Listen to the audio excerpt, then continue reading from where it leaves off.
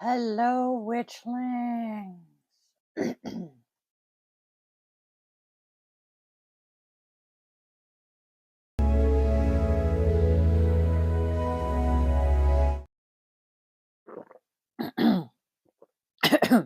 Don't mind me, I'm chugging coffee today. Before I get completely started, just a heads up, the puppy man is at the veterinarian. He had surgery today. He is out of surgery and doing okay. They did have to place a drain in his chest. One of the bites isn't draining and healing the way we would like it to, so I had to rush him up there this afternoon, hence why we missed our daily draw. I apologize, but, well, my puppy comes first. Next, yes, I'll let you know. He had to have surgery and had a drain put in. He's okay. I am actually, as soon as I am done, I will be going and picking him up, but he is fine. He's going to survive. Oh, whoops, that's right. Thank you. I forgot I am backwards. When talking to the therapist earlier today, Messenger flips and Restream does not, or the other way around. So yeah, it did hurt. So Sergeant is okay.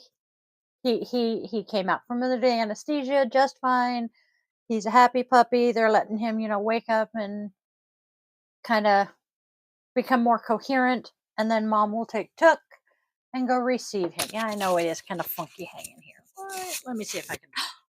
Nope, because I need the tablet. So you know what I'm going to do? You are going to get tucked and choke myself with it. All right. Before I fully get started, I want to give a major, major, major trigger warning. I will be discussing one of the most sensitive subjects there is today. We are discussing child sexual abuse. Having had the opportunity to watch the documentary Quiet on the Set, and as a survivor myself, I really feel called to address this topic today. I've got resources here in front of my nose. I have my notes. I always have notes. I wanted to bring up the statistics first. So, just a heads up, if you or someone you love is a survivor and this is a triggering subject for you, you may want to click away and go surf Facebook for a while. It's probably going to be less triggering.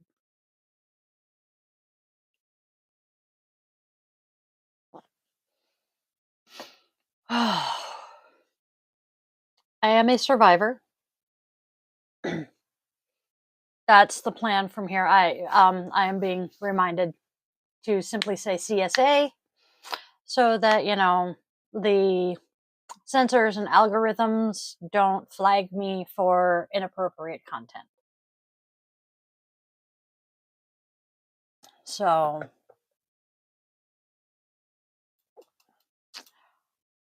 full disclosure, I am a survivor. We believe it started for me when I was about 2. It did not end until I was 6, when my perpetrator left home.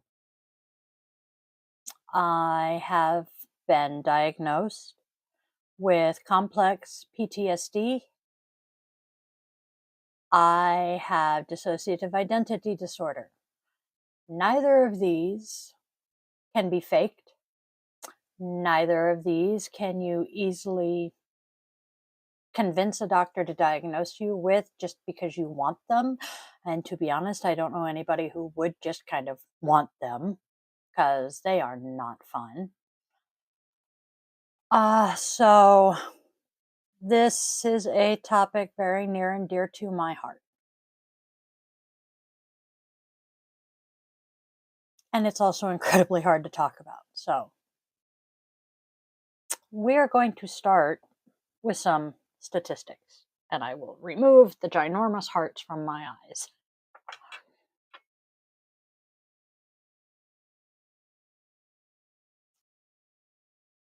I'll give my wonderful goddess of death here a chance to say what she's saying.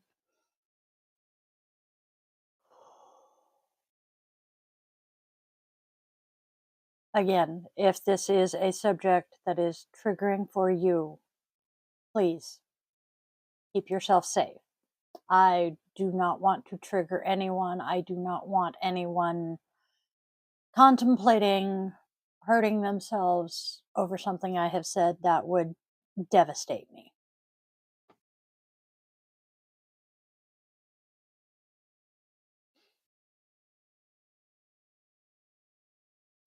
I do want to let one other friend know that we are live because he did say he would try to be here.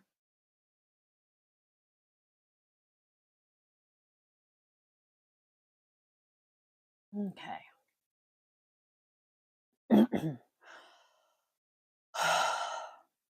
CSA, the prevalence is incredibly difficult to determine because it frequently is not reported.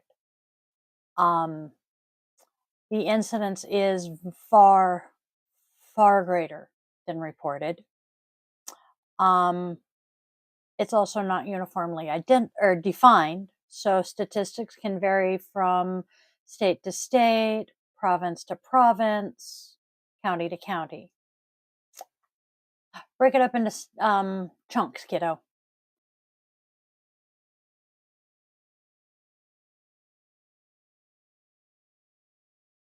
Some basic stats. 1 in 5 girls, 1 in 20 boys is a survivor. Self-report, 20% of adult women, 5 to 10% of adult men recall at least one childhood sexual assault or abuse SA incident. I'm trying to remember to not use the full words here. During a 1-year period in the US, 16% of youth ages 14 to 17 had been victimized. Over the course of their lifetime, 28% of US youth between the ages of 14 and 17 had been victimized. Children are most vulnerable to CSA between the ages of 7 and 13.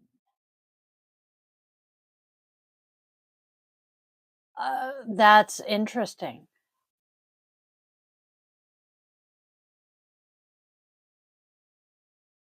Put spaces and link to RAINN.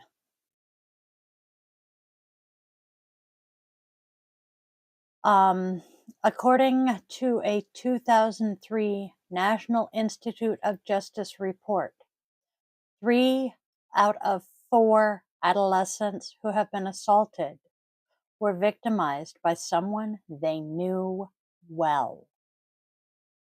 Let that sink in. Bureau of Justice stat, 1.6% or 16 out of 1,000 children between the ages of 12 and 17 are survivors or were survivors. In 1986, a study found that 63% of women who had suffered abuse by a family member also reported an assault or an attempted assault after the age of 14. Studies in 2000, 2002, and 2005 have all concluded similar results.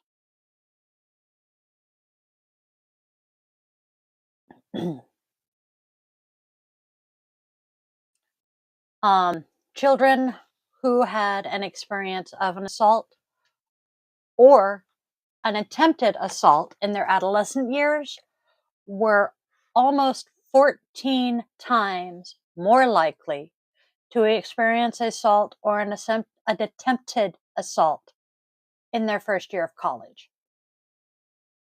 14 times. That is scary as fuck. I will be honest.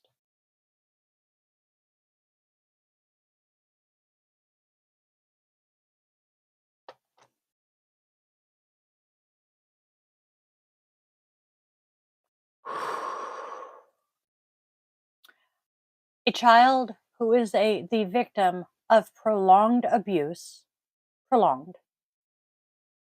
usually, let's see, come on, oh, it's not letting me.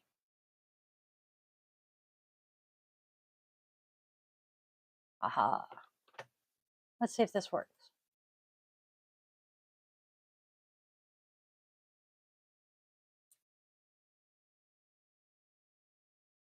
I am trying to share the phone number. Give me a moment. A child who is the survivor of prolonged abuse usually develops low self-esteem, a feeling of utter worthlessness, and an abnormal or distorted view of sex. Not surprising, correct?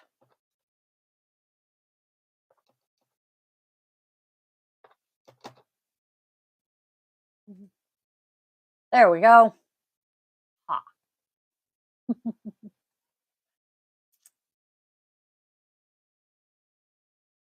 Number is there now. I know that I personally dealt with that a lot after mine. And the statistics are very accurate. I'll get more into that momentarily. The child may become withdrawn and mistrustful adults, and trying to figure out how to word this to avoid the censors as well, can want to end their own life. Children who do not live with both parents, as well as children living in homes marked by parental discord, divorce, or domestic violence, have a higher risk of being abused. In the vast majority of cases where there is credible evidence of penetration, only between 5 and 15% will have injuries consistent with abuse. CSA is not solely restricted to physical contact, however. Such abuse could include non-contact abuse, such as exposure, showing themselves to the child, voyeurism, watching the child, and child porn. Compared to those with no history of abuse, young males who were abused were 5 times more likely to cause a teen pregnancy, 3 times more likely to have multiple partners, and twice as likely to have unprotected intercourse, according to a study published online and in a June print issue of the Journal of Adolescent Health.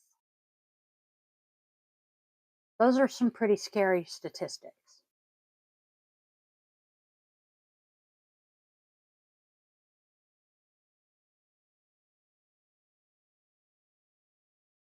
Now let's define what is CSA. All touching between an adult and a child is SA.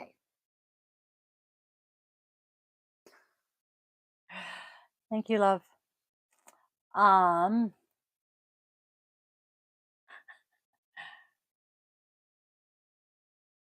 Okay.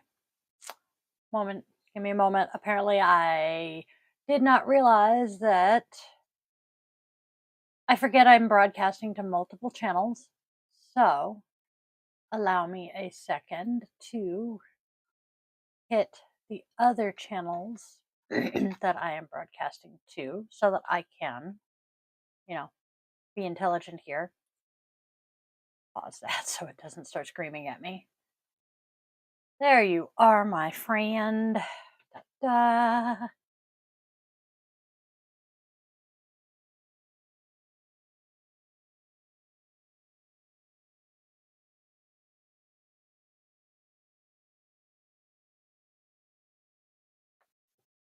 There we go.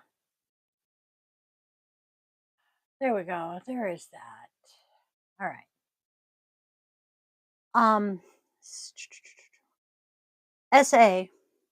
CSA does not have to involve penetration, force, pain, or even necessarily touching. If an adult engages in any type of behavior, looking, showing, or touching, with a child meant to meet the adult's interest or needs, it is abuse.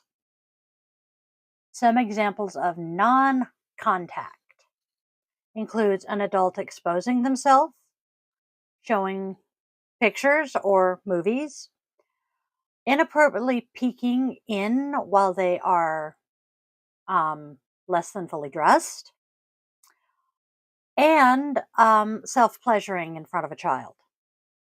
Contact can include making the child touch another child or an adult, putting objects, body parts, or a mouth where it does not belong, and any other type of touching between an adult and a child.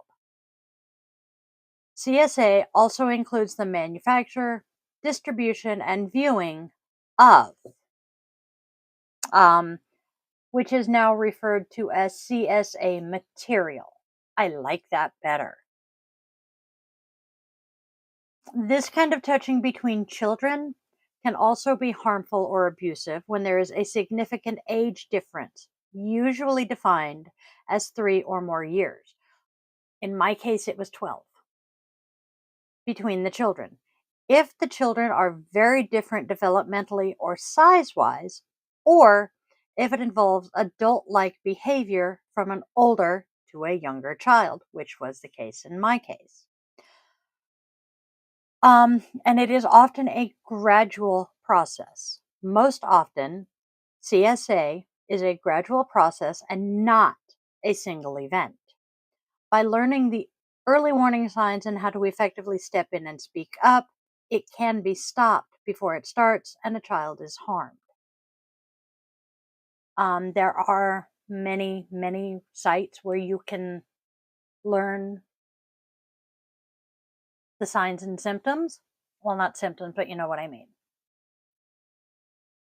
Oh, let's see. I have a link from Rain. Ironically, there is a link from the VA here. I'll be getting to that one. I liked that one. Some myths. This one was big for me.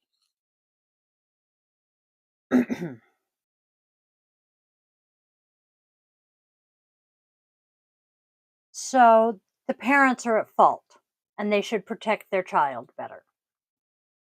This is one that is coming up in comments all over the web in the case of Drake Bell, that his father saw it coming and his abuser very skillfully cut his father out of his life. And his dad was like, okay, if this is what Drake wants, I will step back. Drake was 15. So his father, when Drake said he wanted to go live with his mom, wanted his mom to be his manager, etc., he said, okay, whatever you want.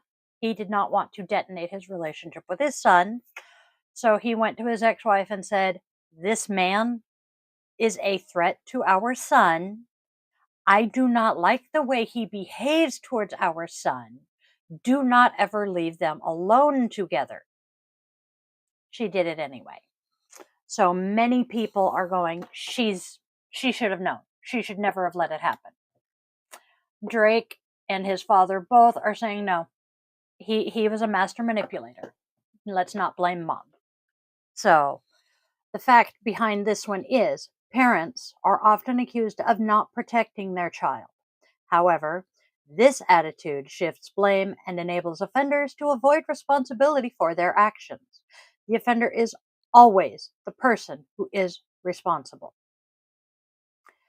Note, while the perpetrator is always the one who is primarily responsible, we acknowledge, and this is coming from the website that I'm at, and it is a website out of Australia.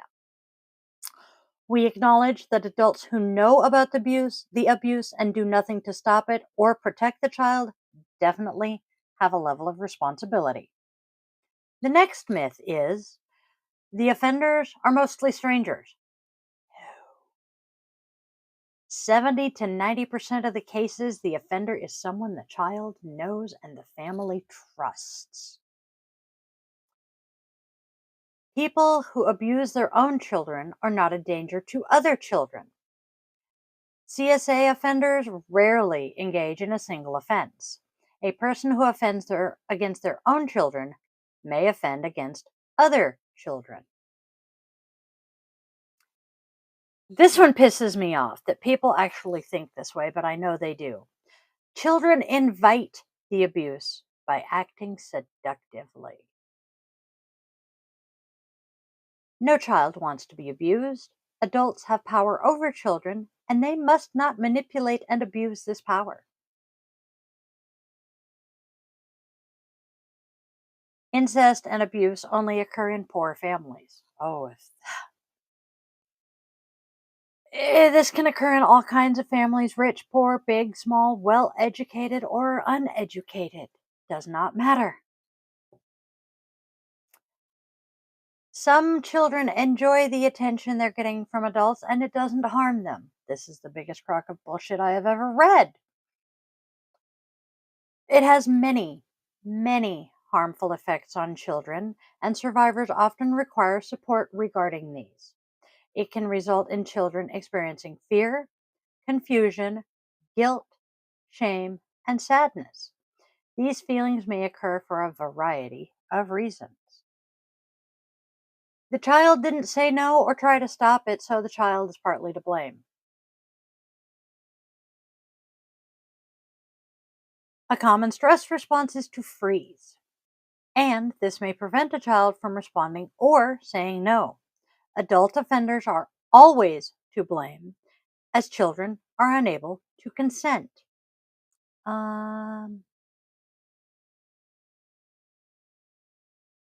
My abuser, and this will come up in one of the other sites that I will reference. My abuser was notorious for having a very bad temper, very violent temper. And he told me that if I ever told anyone, he would get very mad at me. Now, imagine being a small child and having seen this person get violent over relatively minor things before. And being told, well, if you tell, I'm going to get mad. I was honestly terrified he would kill me. So, just saying. Children and young people lie about the abuse. 98% of these reports by children are found to be true. 98%.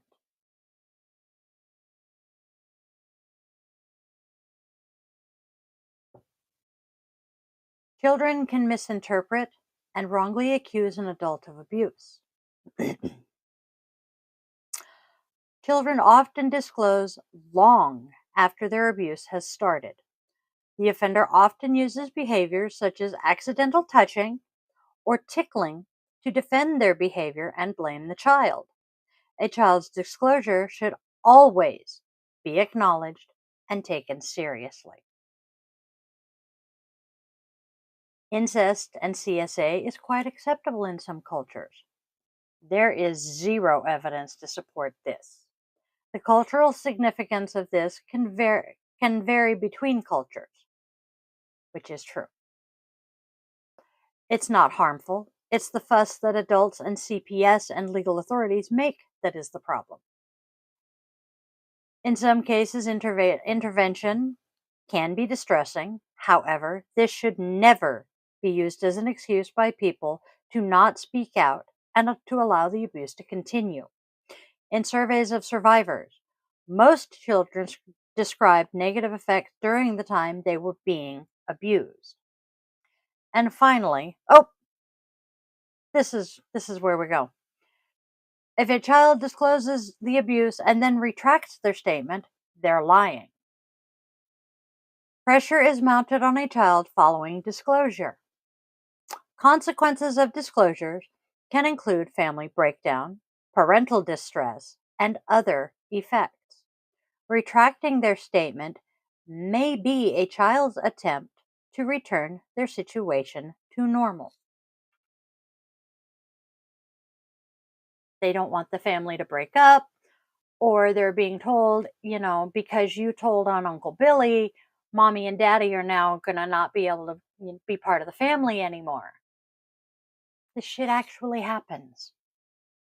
And it's disgusting.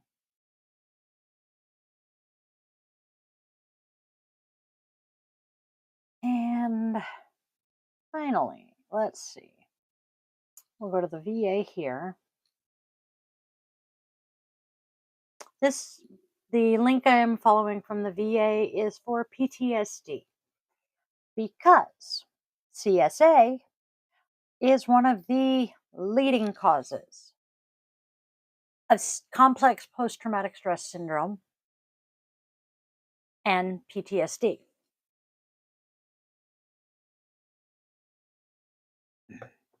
Generally, the difference between CPTSD and PTSD, I'm sorry, you can't see my hands. PTSD is oftentimes caused by a one-off event. CPTSD is caused by multiple. So, yeah.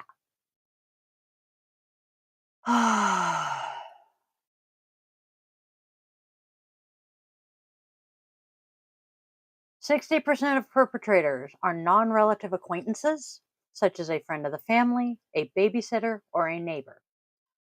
30% are relatives, such as parents, aunts, uncles, or cousins. Strangers are perpetrators in only 10% of cases. Men are often, regardless of whether the victim is a boy or a girl. However, women are perpetrators in about 14% of cases reported against boys and 6% against girls. The effects.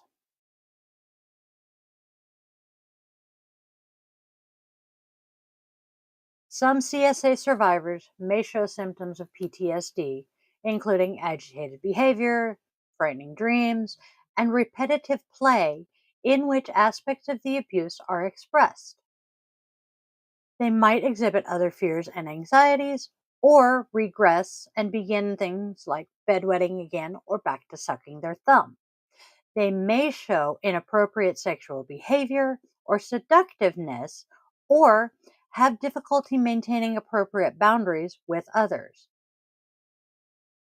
I did not start wetting my bed or sucking my thumb, but I did very definitely show the inappropriate behavior, and I never had appropriate boundaries. As a result of abuse, children, especially boys, may act out with behavior problems, such as cruelty to others and running away. Other children act in by becoming depressed or by withdrawing. Older children or adolescents may injure themselves or attempt to end it. And I don't mean the abuse. It can be very confusing for children. A child who is used or manipulated by a trusted adult may learn that the only way for them to be attended to or loved is for them to give something of themselves or give up their dignity. That was me. Some children believe the abuse is their fault or that the perpetrator chose them because they must have wanted it or because there's something wrong with them. If the abuser was of the same sex, the children or their parents might question their sexual orientation. Almost every survivor describes the abuse as negative. Most children know it is wrong and experience fear, shock, anger, and disgust. However, a small portion may not realize it is wrong, especially if they are very young or are cognitively delayed. I was extremely young. In addition, they might enjoy the attention, closeness, and physical contact, especially if these needs are not met by a primary caregiver. That would be me again. Together, these reactions make the events very difficult and very confusing for children. If it is not effectively treated, long-term symptoms can persist into adulthood. These can include PTSD or anxiety, depression and thoughts of anxiety and disorders, including promiscuity, difficulty maintaining appropriate boundaries with others, including enmeshed or avoidant relationships, poor body image, and low self esteem. The use of unhealthy behaviors, such as alcohol and drug abuse, self mutilation, or binging and purging, to help mask painful emotions related to the abuse. I was a cutter for years. So, how can we keep our children safe?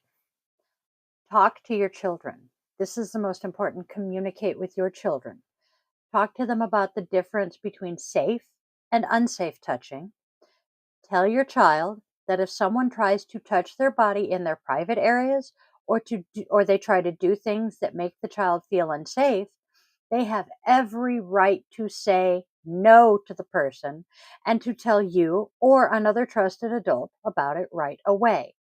Let your children know that their bodies are private and that they have the right to forbid others to touch their bodies in any way. I am changing what the VA says here. I am saying in any way. Let them know that respect does not always mean doing what adults or those with authority tell them to do.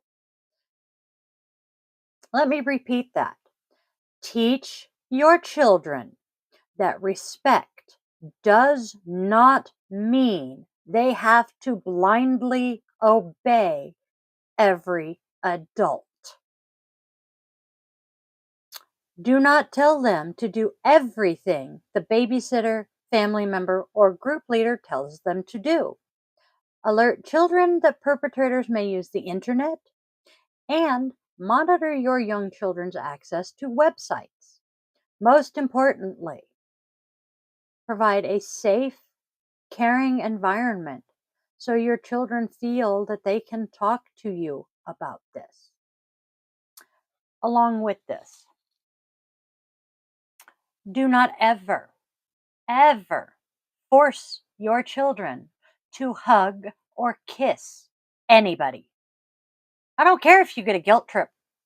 Oh, you're hurting grandma's feelings if you don't give her a hug. Oh, but Papa's heart gets broken if you don't give him a kiss before you leave. Tough fucking shit. That child's body is their body. They said no. You respect it. Because if you force a child to hug and kiss someone they don't want to, all you're teaching them is their boundaries don't mean shit. So you can tell them all of this stuff here that I'm reading, but if you make them give that aunt that they don't want to hug and kiss a hug when they come and go, or if they don't feel like giving grandma or grandpa a hug this time and you force the issue, all you've done is tell them, Yeah, so I'm telling you that you're allowed to set boundaries, but I'm gonna walk all over him because I don't like that. No, a child is allowed to say no, and you will not force the issue. Sorry, that one is a very touchy subject for me. I know too many kids who are forced to give hugs and kisses.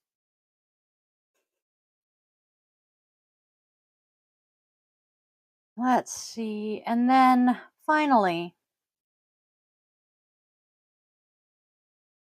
my final note here is, was I abused?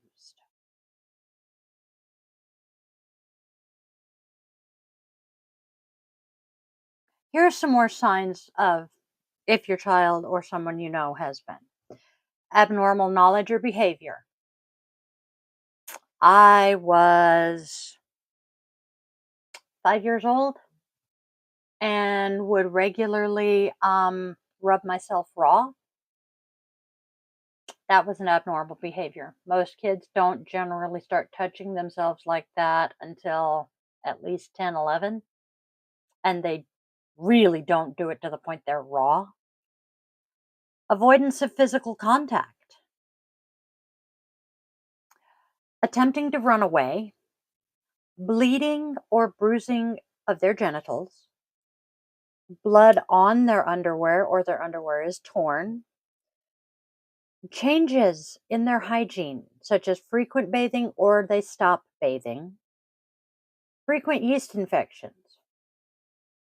Um, just so you parents of little girls know, it is not normal for a girl under the age of, say, 10 to develop yeast infections on a regular basis.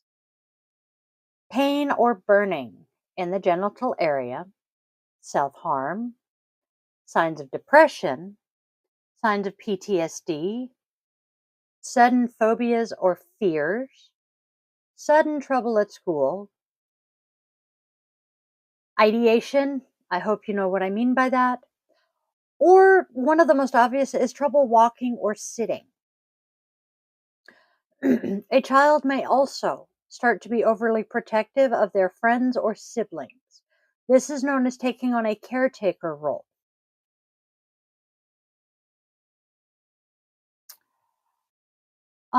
Grooming. Okay, so groomers and grooming is a big keyword in the media right now. So, with CSA, the perpetrators often exhibit a pattern of behavior called grooming.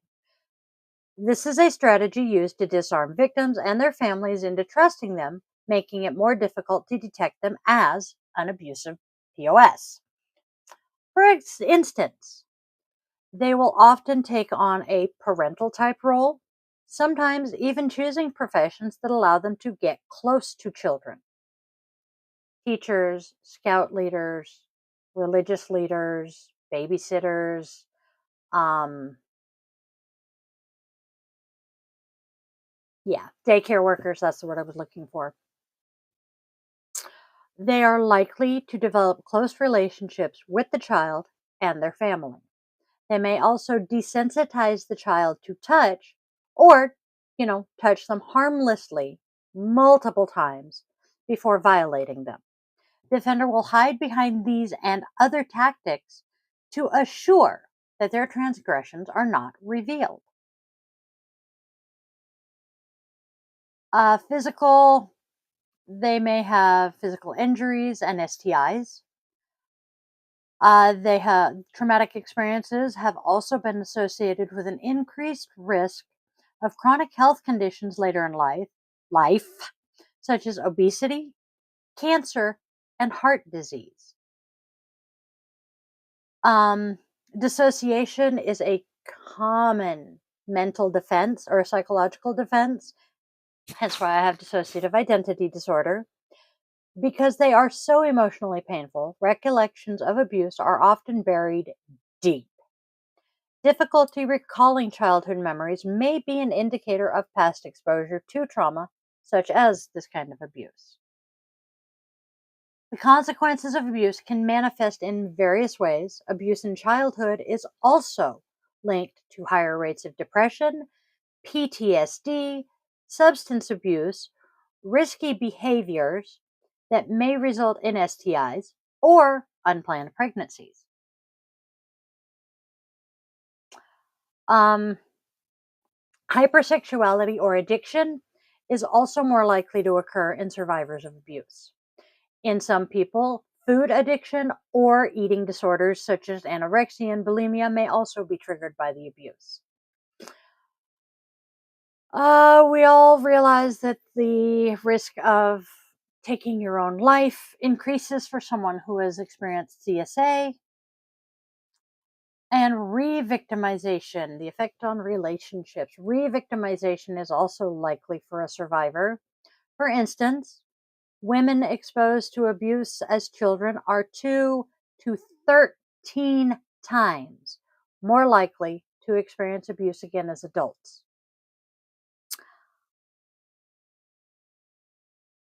I was abused until I was 6. My first rape happened when I was 14, my second when I was 18, and again when I was 24.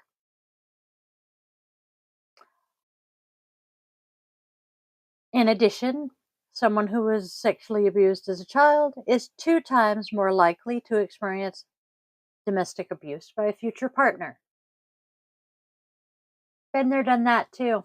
There's a reason I'm on spouse number 4. My man picker sucks. For treatments, we want trauma-focused treatments, often including therapy to process the experience and medication to manage symptoms. If a family of a child who recently experienced abuse is seeking treatment, they are often assigned a case manager who will connect them with a team of professionals, which is awesome. There are several different types of therapies for survivors.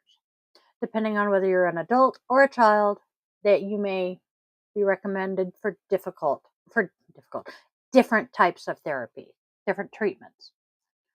For children, trauma-focused cognitive behavioral therapy.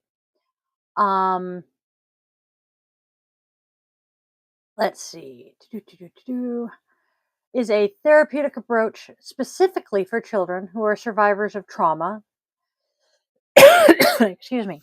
It has been found to be effective in lessening the symptoms of anxiety, depression, and PTSD. It also helps address the child's underlying thoughts and fears related to the trauma.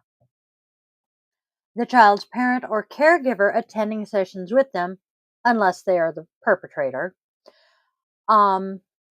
Any symptoms of PTSD the parent may have with regard to the abuse are also treated during these sessions. Family therapy is often also recommended in addition to. CBT, cognitive behavioral therapy, will address any negative thoughts or feelings you have. A therapist will work through these with the client, as well as address any undesirable behaviors the client is engaging in that may be related to the trauma. FYI, if you are neurodivergent, CBT does not work quite as effectively because our brains are wired differently. So,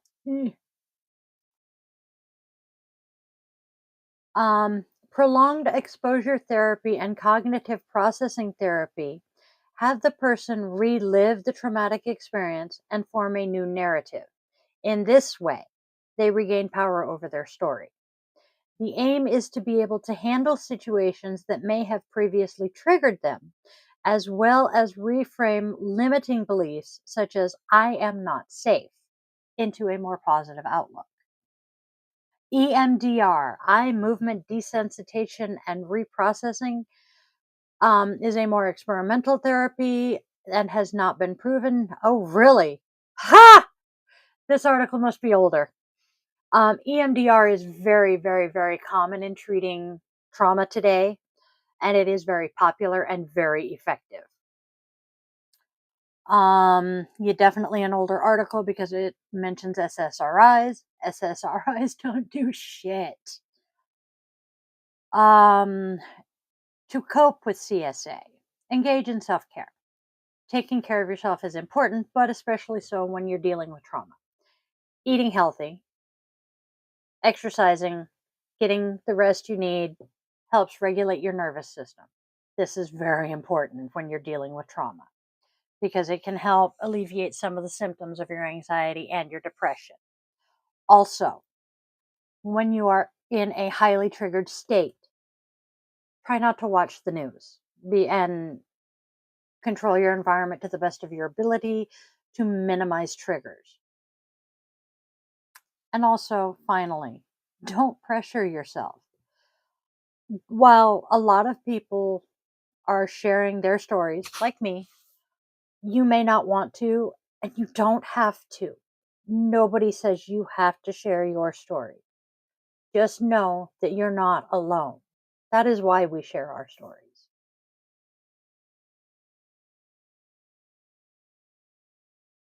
Journaling. Journaling has been hugely helpful for me to write down all of the bullshit that runs around in my head.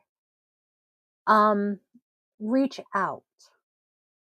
Do not feel like you have to go through this by yourself. Um, Even if you don't tell exactly what you're going through, reach out to your friends and family just so you're not alone. Just hang out, watch a TV show, listen to music, play video games, just have company. Because sometimes having someone there helps you get out of your own head.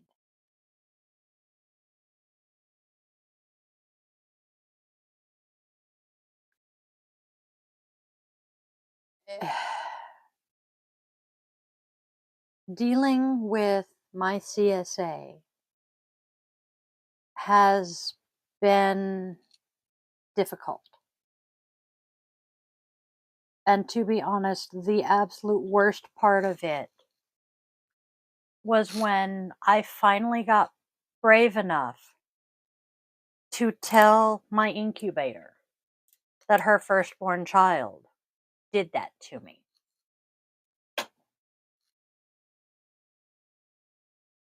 This was after my rape, same year, but after my rape.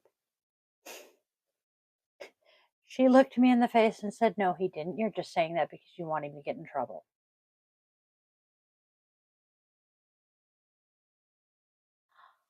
I have no words for that.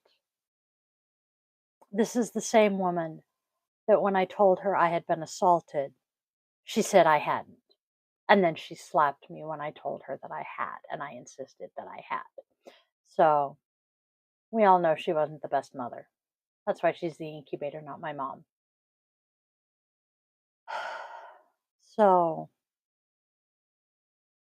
if someone you care about opens up to you and tells you that something happened to them, please believe them.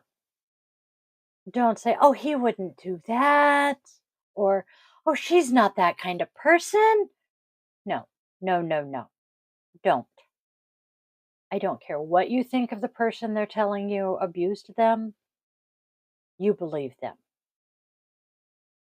If it comes out that it's not true, okay, they're a liar. But you know what?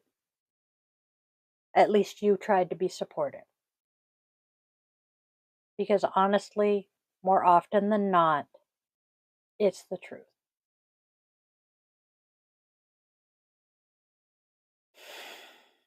There is a reason why, out of a family of 6 people, my parents and 4 children, I have 3 older brothers, I have one that I speak to. My parents are gone. My dad was amazing. I miss him. 2 of my brothers I have no contact with, and one brother I am slowly rebuilding my relationship with because the incubator did her damnedest to destroy it. Damn near succeeded. All of this because I came out and was honest about my abuse. So it's hard. And I know damn good and well if my abuser or his brother or that one's wife ever catches wind of this podcast, I will hear no end of it. Never mind the fact that, I haven't dropped any names. I just said it was a brother. So I do have a website out there that details my story, though.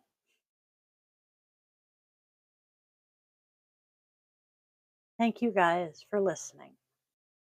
I will share on socials links to RAINN. I will be posting the SA hotline and some other pertinent information for you. However, I need to go rescue my puppy. So, thank you guys for joining me. This has been one of the hardest podcasts I've done so far, and I appreciate your support. I will see you tomorrow for the daily draw. Hopefully, we will be back to normal by then. And then tomorrow night, we have guided meditation. And then I managed to clean up the chaos in here. So we should be able to do yoga Saturday afternoon. I am looking forward to that. So have a fantabulous, wonderful, magical night. Spread love, spread joy, spread kindness. And whatever you do, tell your loved ones that you care. You never know when you're never going to see them again. I'll see you guys tomorrow.